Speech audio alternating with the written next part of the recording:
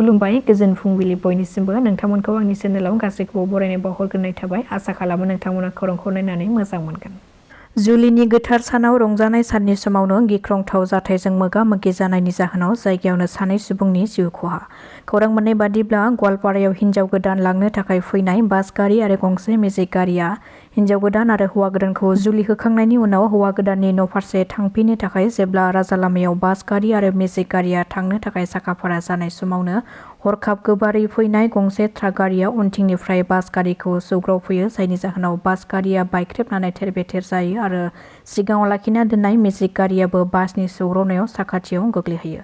जायजों बे जाब्रबथायाव बास गारियाव गाखोनाय गोबां सुबुंफोर खमैबो 90 सुबुंफ्रा गोब्राब जोखोम जायो आरो हौवा गोदाननि फंबायजों लोगोसे गुबुन सासे सुबुङाबो जिउ खहा जायो। जाथाय जानाय लोगो लोगो जोखोम जानाय सुबुंफोरखौ गवालपारानि देहा फाहामसालियाव थिसननाय जायो। खौरां मोननाय बादिब्ला फुंनि 4:30 रिंगा एबा 5:30 रिंगासो समाव जादों बे गिख्रंथाव जाब्रबथाया। बे जाब्रबथायाव जिउ गोमानाय सानै सुबुंखौ नरेश दास आरो गुबुन सासेखौ रबि दास होननानै सिनायथि होदों। जानो गोनां 2026 मायथाइनि बिसायख'थियाव 1 नं गसाइगावआव BPF दोलोनिफ्राय सागर बसुमतारी बिथांखौ रायजो राजाफ्रा बिजाथि महरै लुबैदों। गसाइगावनि बयजोंबो सिनायजानाय मुंदांखा फालांगिरि सागर बसुमतारीखौ बिथांनि समाज सिबिनाय आरो रायजो राजाफोरजों मोजां सोमोन्दो लाखिनानै हाबा मावनायखौ नोजोर लाखिनानै BPF दोलोआ बिजाथि महरै फसङोब्ला रायजो राजाफ्रा मदद होनानै बिथांखौ देरहासाद खालामनो थाखाय साखाफारा जानानै दङ आरो बिथाङा देरहासाद जायोब्ला गोबां बिथिङावनो जौगानायखौ मिजिंथिदों रायजो राजाफ्रा। बेखायनो जाहाथे BTCनि चिफ हाग्रामा महिलारि बिथाङा जाहाथे बिजाथि फसङो बेनि थाखाय खावलायहरदों रायजो राजाफ्रा।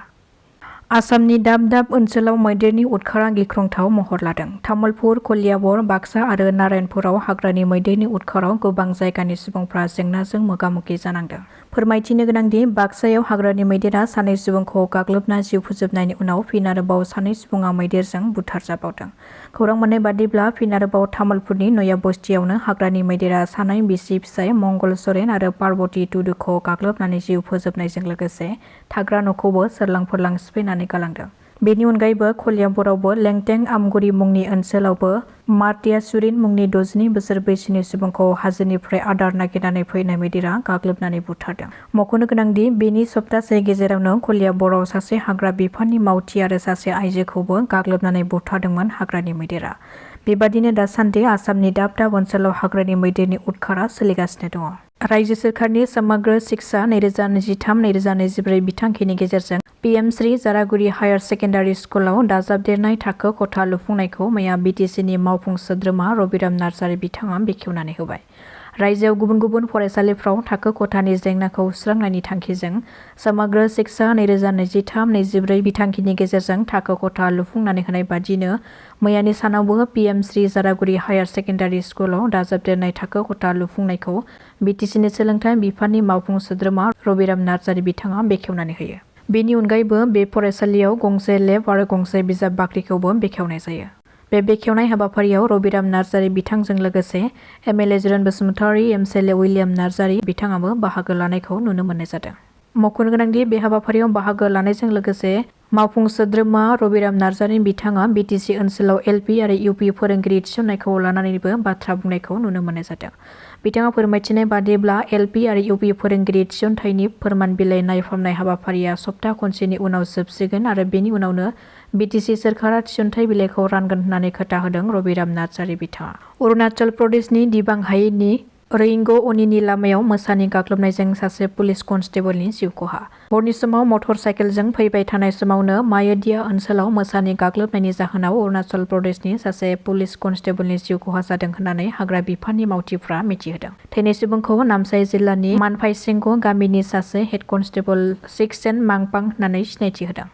পূৰণ কৰিব পৰা বিষয় নহয়। শিক্ষকৰ নাটনি সেইবিলাক মানে হৈয়ে থাকিব। আজি কোনোবা হঠাৎকৈ মানে মৃত্যু ঘটিব, তাৰ পিছত আকৌ কোনোবা আকৌ ৰিটায়াৰমেণ্টত যাব। ঠিক তেনেকাই শিক্ষকসকল এদিন নহয় এদিন তেনেকাই মানে কি পৰ্যায়ক্ৰমে ইয়াৰ নাটনিটো নিশ্চয় সৃষ্টি হৈ থাকিব।